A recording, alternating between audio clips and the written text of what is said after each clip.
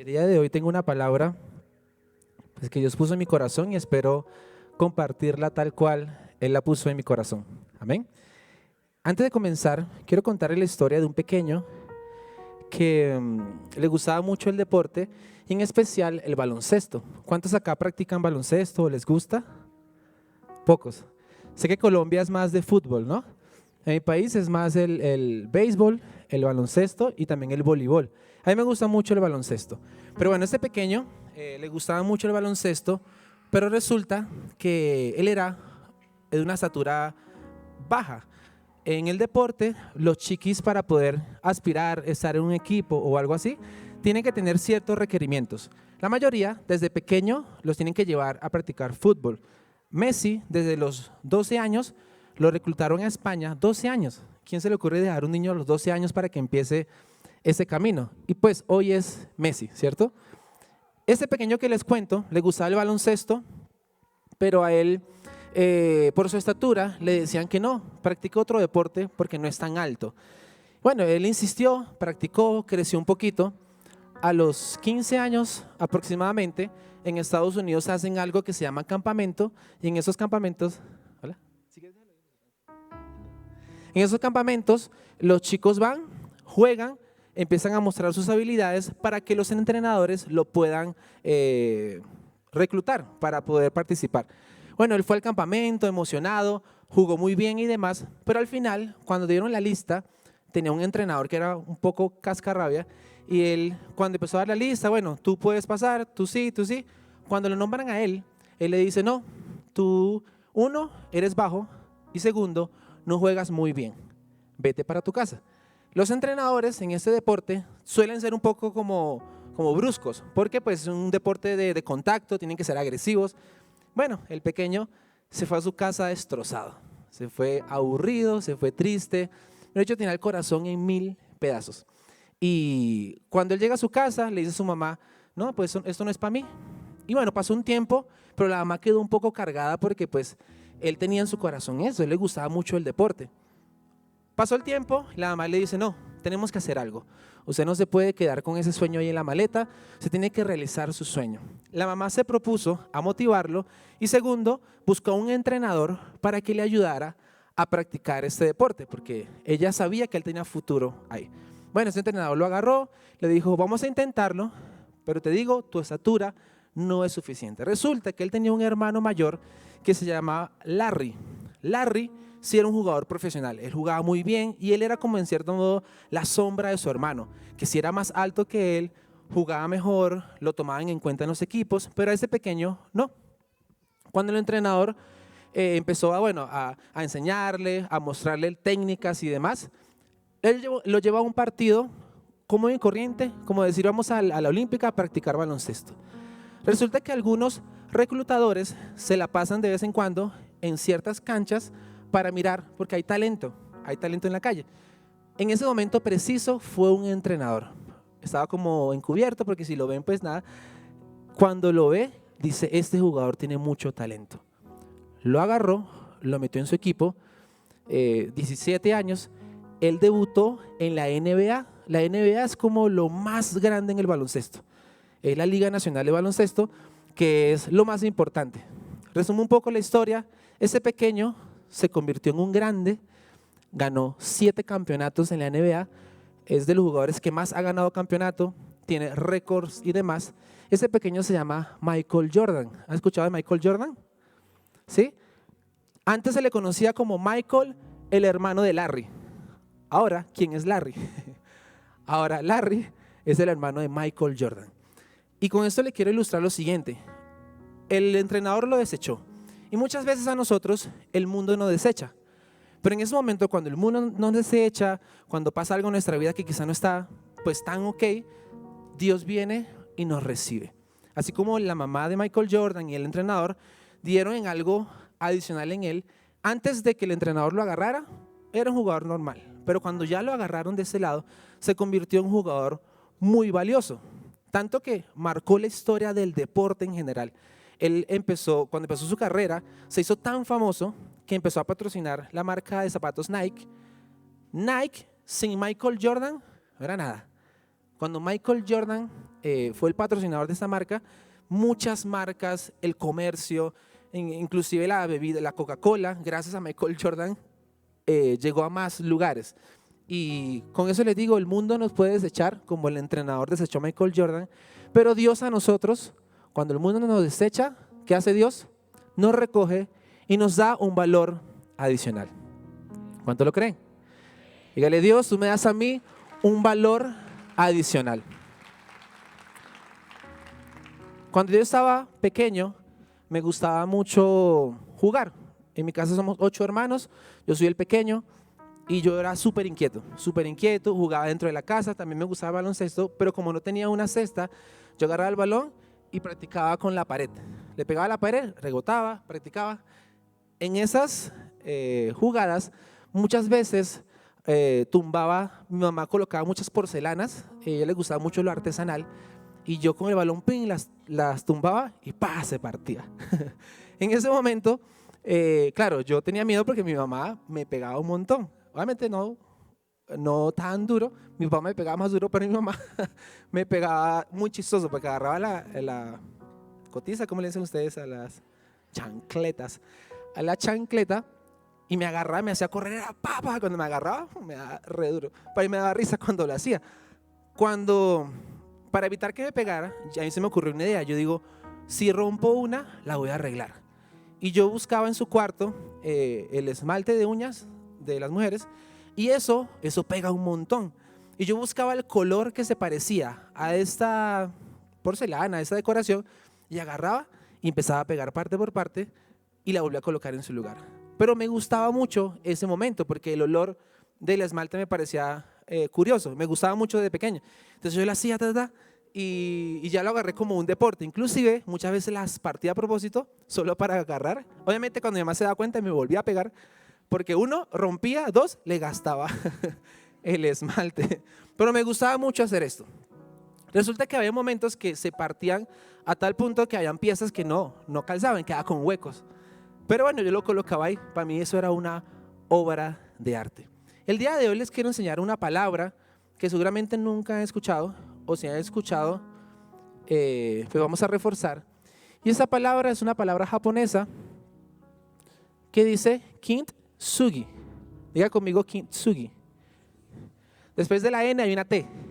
Se toca hacer como kintsugi. ¿Alguno sabe qué significa kintsugi? Levante su mano. Bien. Pues bueno, vamos a ver que a ti te gusta lo japonés, ¿cierto? Esa palabra, les voy a resumir un poco, es un arte japonés. Este arte japonés lo que hace es que agarra en cierto modo vasijas que se rompen accidentalmente, se rompen y la vuelven a reconstruir, pero no con esmalte, no la reconstruyen con esmalte, la reconstruyen con oro. ¿Alguna vez han visto esto? Estas piezas, cuando la reconstruyen con oro, tienen un valor adicional. Pregunta, ustedes están en la cocina, están lavando la loza, de repente accidentalmente se les cae la taza de café, se cae. Psh. ¿Qué es lo primero que hacen? Con el recogedor, la paleta, la agarran y para la basura. ¿Saben que nosotros somos cultura occidental y los japoneses son cultura oriental? En cierto modo, no es que sean mejores que nosotros, pero tienen ciertas características que, pues sí, van como unos 1000 pasos más allá que nosotros. En temas de responsabilidad, disciplina, puntualidad y muchas cosas más. Algún día a un japonés se le ocurrió esta brillante idea de hacer arte con eso. Eso se exhibe en museos, adquiere un valor adicional. A mí me gustaba hacerlo con el esmalte, pero a esto se les ocurrió una mejor idea, a reconstruirlo con oro. Cuando yo rompía la porcelana de mi mamá, quedaban los huecos, porque el esmalte no alcanzaba a cubrir huecos. Sí pegaba, pero no cubría huecos. Pero en ese momento, mientras más grietas tenga, ¿qué pasa? Más valor tiene, porque es más oro. Es oro de 24 quilates, lo funden en fuego y empiezan a pegar estas piezas. Esto se llama, digan conmigo, kintsugi. Muchas veces, como le puse el ejemplo de Michael Jordan, como veía que no valía, lo desecharon. Y al desecharlo, él quedó como una porcelana tirada en el piso, rota, dañada porque pues le rompieron el corazón, un niño. Y la mamita y el entrenador empezaron a reconstruir. Y gracias a esa labor, pues es lo que es hoy. Y lo que Dios tiene en mi corazón para compartir con ustedes hoy es que no importa en qué condición ustedes estén hoy, Dios quiere que en ese momento salgamos reconstruidos, como el kintsugi. ¿Cuántos quieren ser reconstruidos con oro? El oro representa la sangre de Cristo en nuestras vidas, su salvación, la obra milagrosa que hace en nosotros. Y vamos a salir de acá nuevos, no solo nuevos, más valiosos. ¿Cuántos dicen amén? Las cicatrices de nosotros no nos descalifican, todo lo contrario. Las cicatrices son una historia y esa historia viene de parte de Dios. Con el oro, el propósito del oro es darle un poco más valor a esto. El propósito de la sangre de Cristo en nuestras vidas es perdonarnos y hacer una nueva criatura en nosotros. Y una criatura más valiosa. No sé si sabían, nuestra iglesia se llama Remavit, ¿cierto? ¿Lo han visto? ¿Saben qué significa Remavit? Ay, ninguno sabe qué significa Remavit. Remavit significa, iglesia Remavit significa iglesia de restauración, manantial de vida eterna. La visión más grande de nuestra iglesia, lo que nos representa como iglesia es la restauración. ¿Sí? Hay muchos propósitos, hay muchas labores que se hacen, pero el propósito de nuestra iglesia es restauración. Y quiero que usted sepa que Dios para nosotros es, así como el artista que hace el kintsugi, Dios es un artesano por excelencia. El artesano, la palabra artesano significa, es el arte de sanar. Entonces Dios es un especialista y es un artista sanando y restaurando nuestros corazones. La palabra restauración significa reparar, renovar, volver al estado original, lo que alguna vez se dañó. Entonces, ¿qué significa restauración? Restaurar, reparar, renovar y volver a su estado original lo que un día se dañó. Dice la Biblia que Jesús representa al nuevo Adán, porque el viejo Adán era una vasija rota. Y Dios, a través de Jesús, quiso con el kintsugi. Kintsugi no está en la Biblia, por si lo quieren buscar. Es un arte japonés. Pero Dios con ese arte, por medio de Jesús, nos mostró a una figura, a un nuevo Adán, mucho mejor y más valioso. La situación actual de cada uno de nosotros no define nuestro destino final. Diga conmigo, mi situación actual no define mi destino final. Yo le doy gracias a Dios por mis fracasos, le doy gracias a Dios por mis caídas, porque pues ahí pude ver su mano levantándome. Si no, no lo veo. Por mis fracasos, porque Él pudo darme su victoria. Le doy gracias por las veces que yo me cansé, que quise tirar la toalla, porque ahí pude ver cómo Él me renovó las fuerzas. Y después de esos momentos en que yo sentía que mi destino era estar ahí, que no valía nada, Él me agarró y me dio un valor adicional. Dice la palabra de Dios, no importa cuántas veces caiga el justo, siempre se levantará. Amén. No importa cuántas veces, tampoco lo agarren de deporte. Pero eso es la palabra de Dios. Uno tiene más valor cuando está roto y luego es restaurado. Hay muchos que andan por la iglesia y por la vida diciendo, bueno, yo soy santo, yo soy correcto, yo siempre tengo una vida intachable, yo no miento, yo no hago lo otro. Dios lo ve, dice, chévere, está perfecto. Pero para Dios tiene más valor el que algún momento estuvo roto, dañado, porque Él pudo hacer su obra de artesano y ahora darle un valor adicional. Diga conmigo, si estoy roto, tengo más valor. Dios puede restaurarnos y no se imaginan el gran mensaje que hay detrás de una restauración. Yo pasé hace un tiempo un proceso muy difícil en que quería tirar la toalla, quería desaparecer. Y digo, trágame tierra, escúpeme en Dubái, por favor. En Dubái, no en otro país. Porque quería desaparecer. Y hablando con mi papá, que mi papá, yo digo que él es mi señor Miyagi, él es mi maestro, mi pastor sobre cualquier pastor.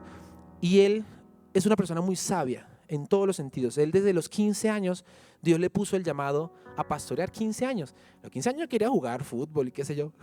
Pero él a los 15 años, Dios lo llamó y le dijo, brother, usted se va a dedicar a pastorear, a servirme a mí, dice el Señor.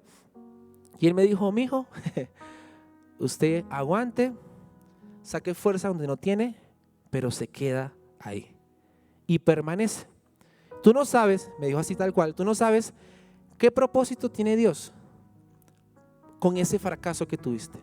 En un futuro, ahorita no lo crees y no lo vas a ver, pero en un futuro Dios te va a usar a ti para que ayudes a otras personas que pasaron por lo que tú pasaste y tú lo vas a ayudar a levantar.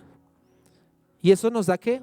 Un valor adicional. Detrás de una persona rota y la restauración de Dios hay un gran mensaje. Y muchas vidas pueden cambiar. Ese proceso de restauración es muy duro. Porque bueno, el oro, usted lo ve muy bonito, pero el oro tiene que calentarse. Y cuando Dios hace un proceso en nuestras vidas, es duro, porque el oro viene caliente.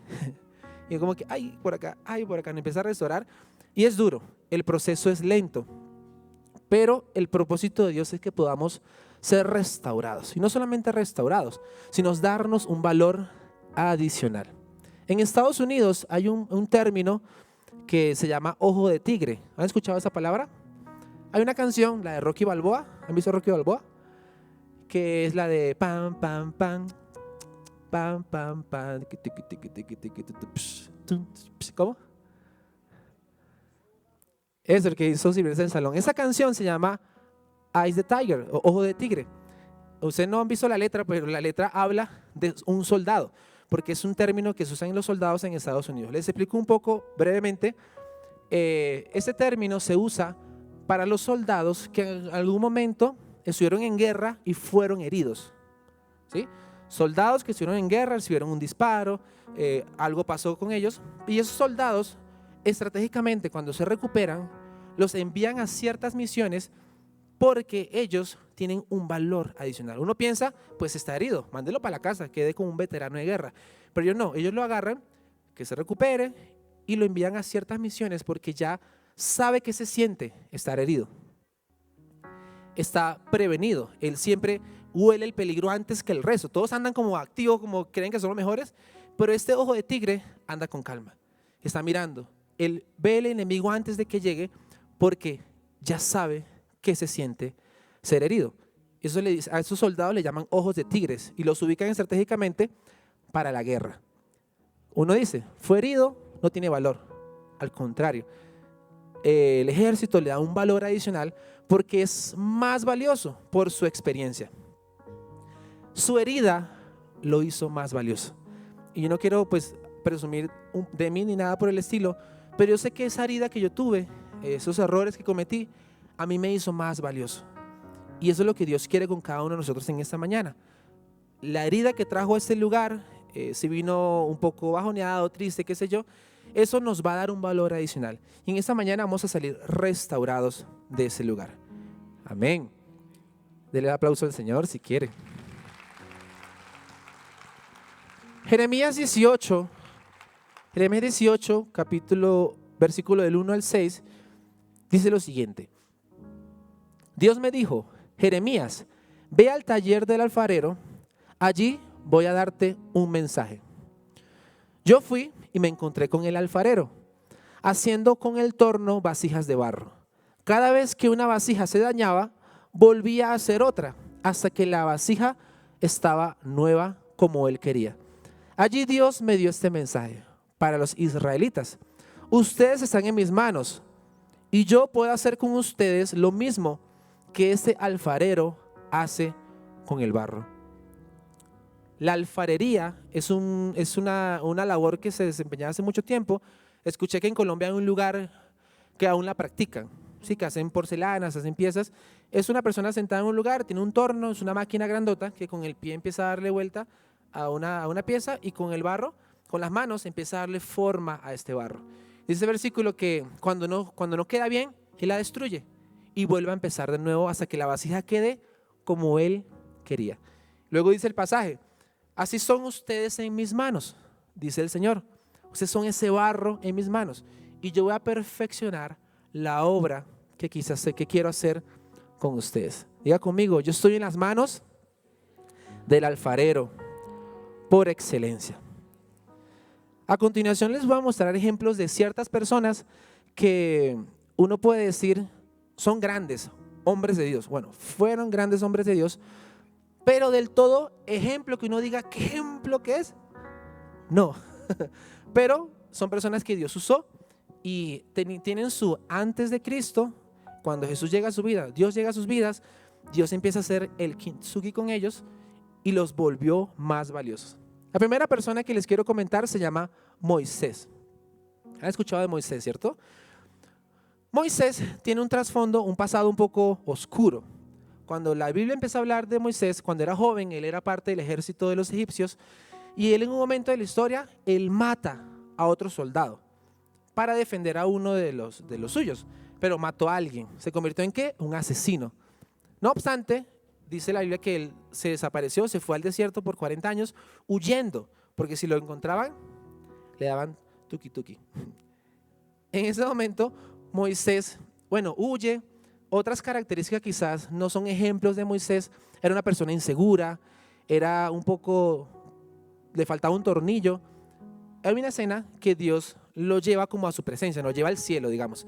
Y él le da en sus manos los 10 mandamientos, o sea, las tablas de piedra. Dice que fueron escritas por el dedo de Dios. Nosotros decimos que la Biblia es la palabra de Dios, y no solo porque fue inspirada, sino que Dios la escribió. Los 10 mandamientos, Dios con su dedo empezó todos los mandamientos los escribió con su dedo. Entonces eso fue lo primero que tenemos en las escrituras, son los mandamientos de Dios. Fue lo que el pueblo recibió de parte de Dios. Moisés cuando baja con las tablas así como todo contento y ve al pueblo desordenado, el man viene y la destruye.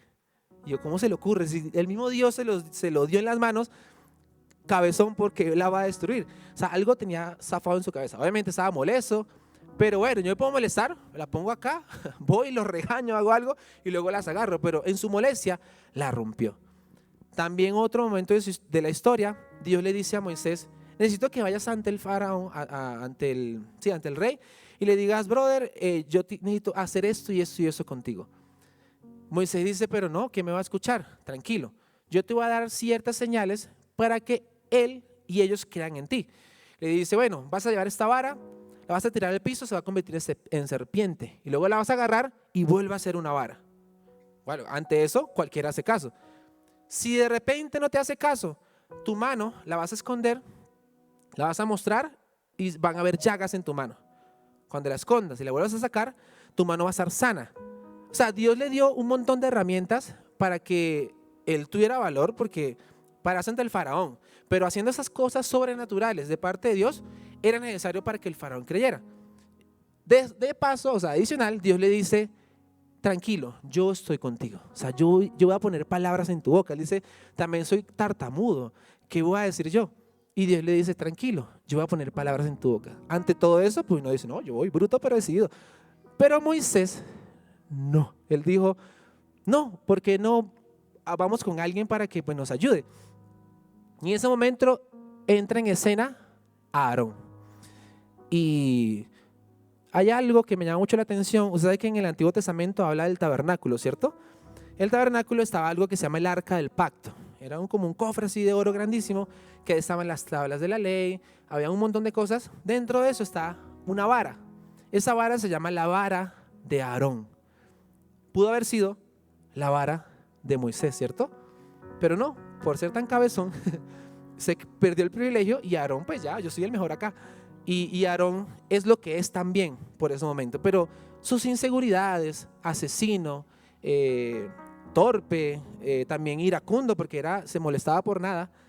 Y otra cosa que me llama la atención de Moisés es que él se perdió la oportunidad de pasar a la tierra prometida.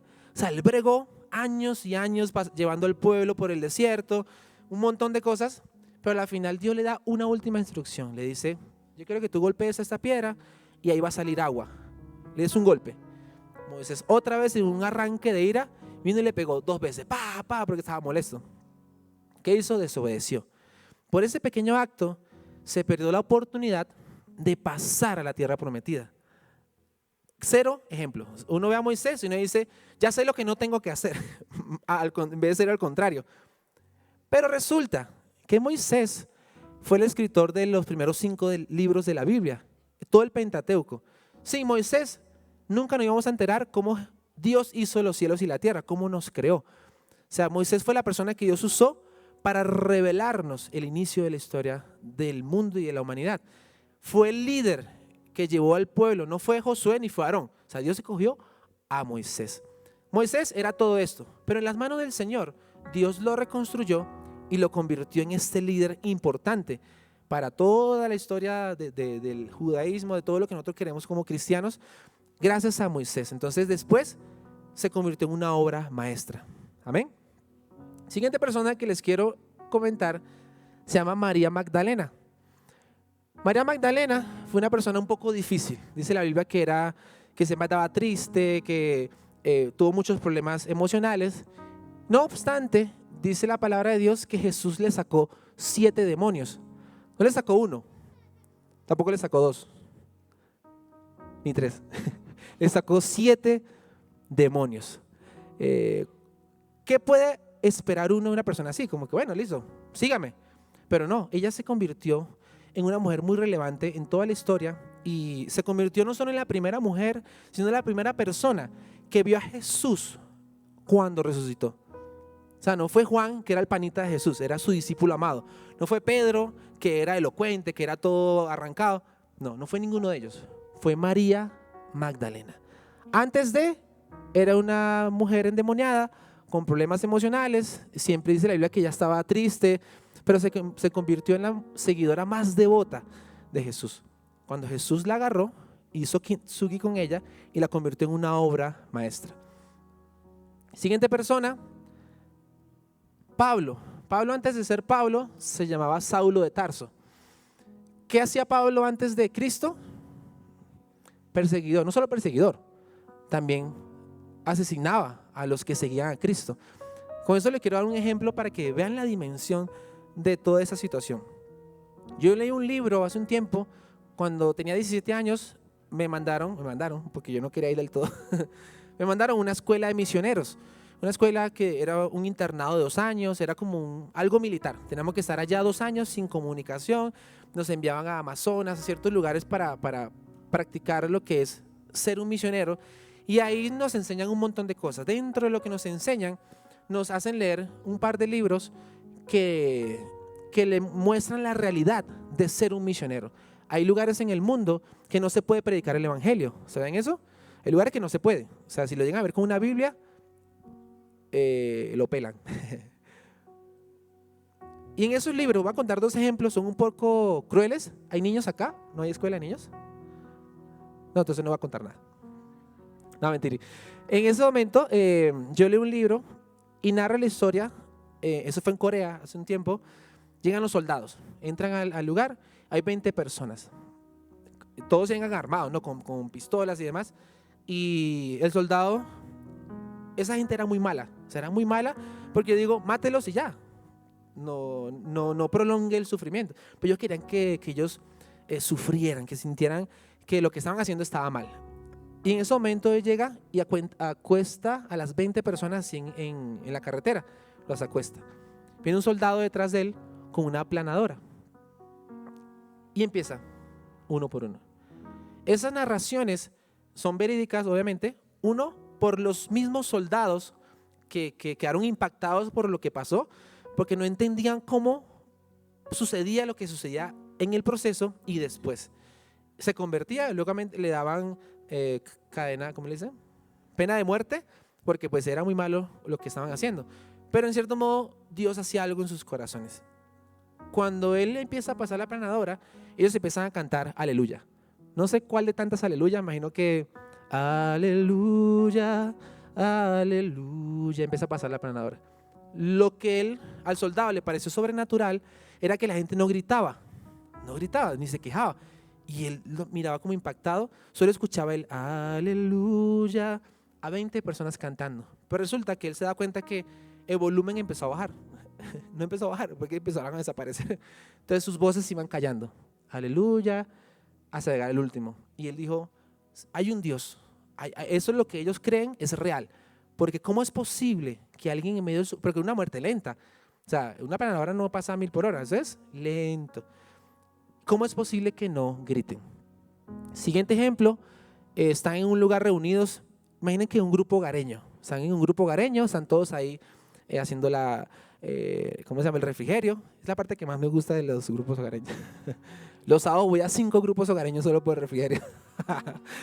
Entonces, en ese momento, llega el soldado, todos con pistola, como bueno, más arriba. Se dieron cuenta que estaban hablando de Jesús y encontraron una Biblia. ¿Alguien tiene una Biblia que me preste? Un predicador sin Biblia. Y en ese momento, el soldado creativo, ¿no? Ellos eran muy creativos, una planadora. Y hace lo siguiente. Está el grupo hogareño, están todos los asistentes, está el pastor, la pastora y está la hija de ellos. El soldado llega, bueno, ¿qué hacemos acá? ¿Cómo los matamos? Hagamos algo divertido. Él llega, se para en la salida y le dice, va a pasar uno por uno, va a decir, niego a Jesús, acto siguiente, escupo la Biblia. El que lo haga puede salir.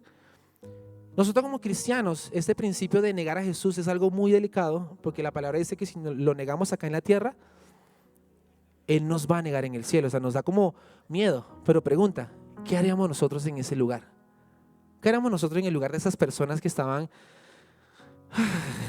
Difícil, ¿no? Yo digo, nada, me hago matar. Bueno, listo. Tú tienes un hijo, tienes una hija o dos. Lo pensaría. Muchas personas lo pensarían. Bueno, el soldado está acá y empiezan a pasar uno por uno. La gente, listo, niego a Jesús, escupía, salía. Y empezaron a salir uno por uno. La pastora y el pastor hablan internamente y le dice como que, bueno, hagámosle. Tenemos que salir vivo de acá por nuestra pequeña. Y luego le pedimos perdón al Señor, a ver si nos perdona. Pero vamos a salir vivos de acá. Pasa la pastora, mira la Biblia, lo mira él. Y él asienta con su cabeza y le dice como, dale, escupe, niega, escupe y espera en la entrada. Pasa el pastor, esa música más triste, oportuna. Pasa el pastor, mira la Biblia, niega, escupe. Quedaron los dos en la entrada esperando a la chiquis. La chiquis cuando llega al lugar, mira al soldado y le dice, yo no voy a negar a Jesús.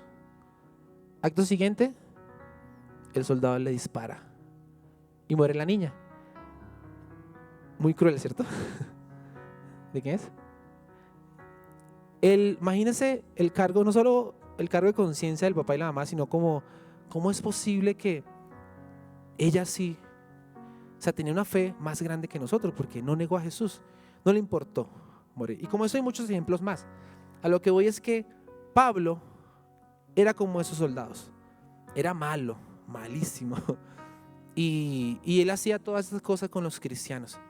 ¿Cómo Dios puede amar tanto a alguno de esos soldados para perdonarlo?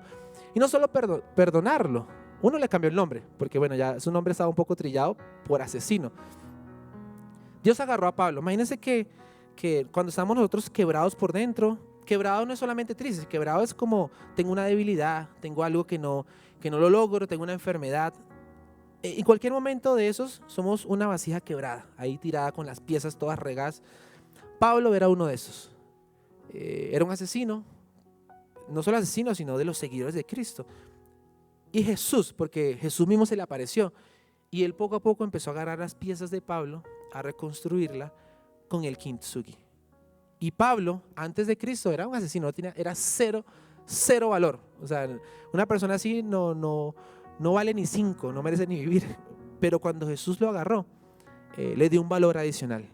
Si no saben, el 60% de la Biblia son las cartas paulinas. O sea, Pablo es Pablo, ¿sí? No voy a explicar quién es Pablo, pero en resumen es una persona que Dios restauró, hizo kintsugi y lo hizo más valioso que lo que era antes. Ay, el tiempo. Siguiente persona, Pedro.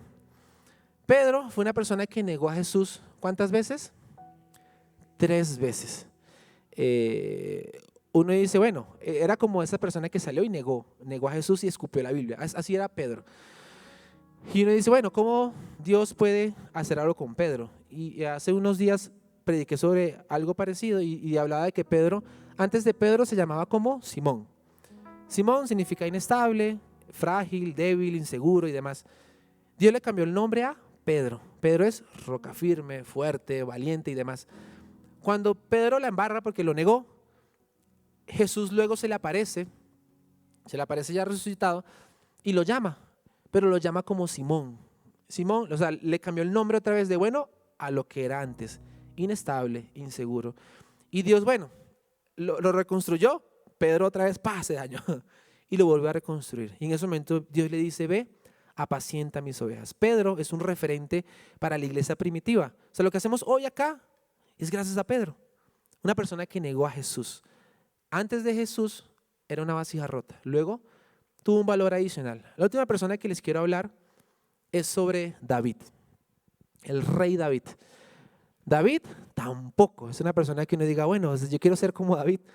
Cuando él empezó, bueno, todo bien, mató a Goliat, era noble, pero en el camino se quebró por la fama, por la riqueza y demás. De tantas cosas malas que hizo, una de esas se metió con una mujer que no le correspondía. Adicional, era fornicario, adúltero, mentiroso, vanidoso, era de todo eso. Pero cuando no se conformó con estar con la mujer de ese hombre, sino que fue y mató al esposo de esta mujer. O sea, era malo, malísimo. ¿Qué pasó con David? Llegó un momento de su vida, que por eso están los salmos, en el que él dice, no, yo necesito cambiar. Y él intercede al Señor, le dice, devuélveme la alegría de mi salvación. Rey mío, Dios mío. Todos los salmos que ustedes conocen, era ese proceso de arrepentimiento de David. Dios agarró a David, lo reconstruyó y dice la palabra que David es un hombre conforme al corazón de Dios. Como un hombre fornicario, adúltero, asesino, todo eso puede ser una persona conforme al corazón de Dios, no nos cabe en la cabeza. Pero David era como Michael Jordan cuando lo desecharon, estaba ahí roto. Pero después se convirtió como en un ojo de tigre. Recuerden que el ojo de tigre era un soldado que tiene un valor adicional. Su herida le dio un valor adicional. Y un hombre conforme al corazón de Dios tiene un corazón así. Y uno dice, pues no, está agrietado, pero ¿con qué está relleno? Con oro. Antes era un corazón básico, malo, perverso y demás. Pero después de que Cristo lo agarró y hizo kintsugi con él, Dios le dio ese corazón. Ese corazón es un corazón conforme al corazón de Dios. No es un corazón perfecto, no, porque ahí muestran las heridas. Y son heridas que cuentan un montón de historias. Cada herida, digamos que la primera herida acá, dice fornicario aquí, cuando forniqué, cuando adulteré, cuando mentí, cuando hice eso, cuando hice este chanchullo, cuando hice lo otro. Todas esas heridas tienen esos nombres. Pero ¿qué hizo Jesús? Lo restauró con oro. Y por eso David es un hombre conforme al corazón de Dios. Dice la palabra de Dios que nosotros, dice, hermanos míos, si otro creyente está dominado por algún pecado, ustedes que son espirituales deben ayudarlo a volver al camino correcto, con amor y humildad. Si alguno de ustedes cree estar firme, manténgase. No adicional, de mantenerse tiene que ayudar a su hermano. Y Dios quiere en esta mañana que salgamos de acá entendiendo de que no se trata de ser perfectos, no se trata de ser el más santo, de ser el mejor líder, el mejor, qué sé yo. Eso no es lo que Dios quiere. Dios quiere que tengamos la transparencia, la tranquilidad de acercarnos a Él como somos, rotos, quebrados. Póngale la palabra quebrado al pecado, lo que usted quizás está lidiando en ese momento, porque Dios ahí nos va a agarrar y nos va a dar un valor adicional. ¿Cuánto lo creen esta mañana? Diga conmigo, kintsugi. Es lo que Dios quiere hacer con nosotros. Hasta llegar al punto de tener un corazón así. Que tener un corazón así es un corazón que se expone y dice, listo, aquí estoy yo con mis errores, con mis debilidades. Pero ¿qué pasa? Dios me restauró y curó mis heridas con el oro. El oro representa la sangre de Cristo. El oro representa la palabra de Dios.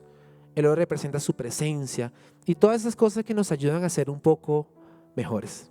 Amén. Me toca en su lugar que se coloque sobre sus pies.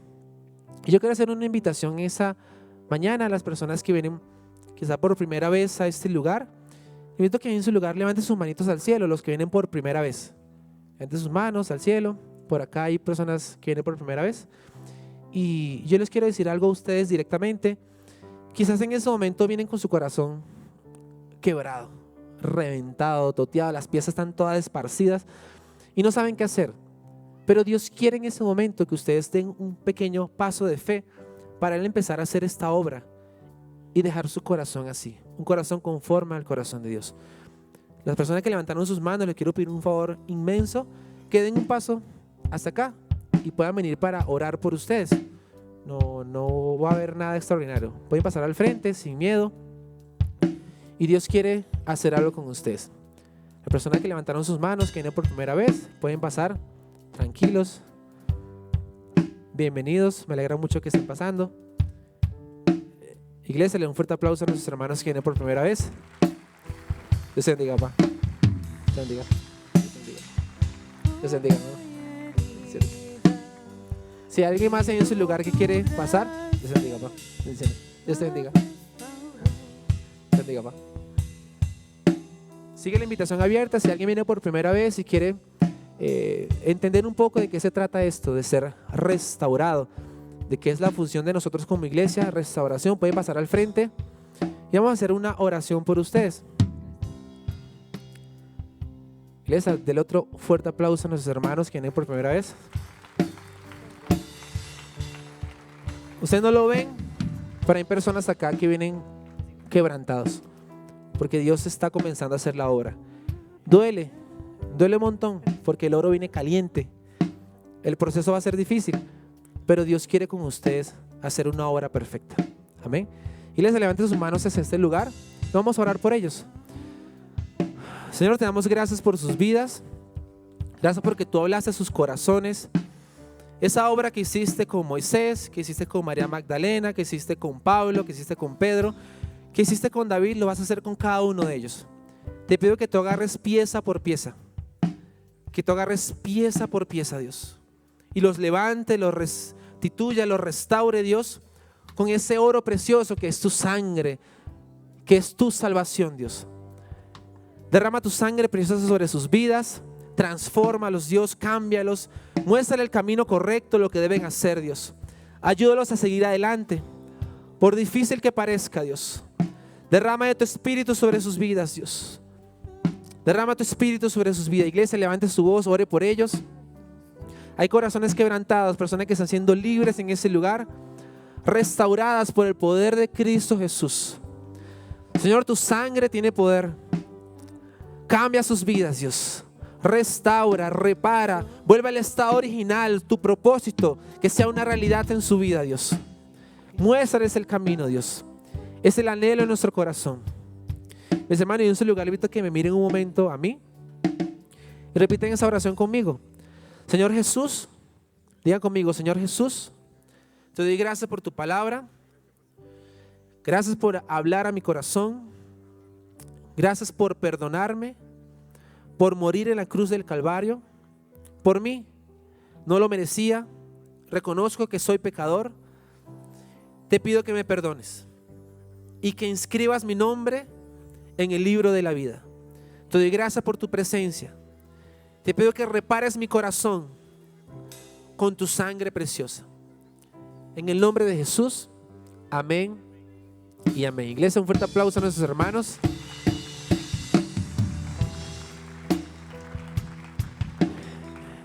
Les damos la bienvenida a nuestra iglesia Remavit, iglesia de restauración, manantial de vida eterna. Le pido que sigan a mi hermano que tiene el letrero que dice bienvenidos a Remavit. Pueden pasar, si mi hermano los acompaña. Tenemos un detalle para ustedes y pueden dejar su nombre para orar y sus datos para orar por ustedes. Iglesia Remavit, en su lugar, una vez más, levante sus manos hacia el cielo. Dígale: Dios, gracias por hablar a mi vida. Gracias por hablar a mi corazón. Y hoy te pido que tú agarres pieza por pieza de mi corazón, que tú restaures mi vida, mis emociones, mi ser, mi salud física, mi espíritu. Y yo quiero que tú hagas conmigo Kintsugi. Diga a la iglesia: yo quiero, Dios, que hagas conmigo Kintsugi y pueda completar esa obra que tú tienes para mí. Te doy gracias en el nombre de Cristo Jesús. Amén y amén. Den un fuerte aplauso a nuestro Dios.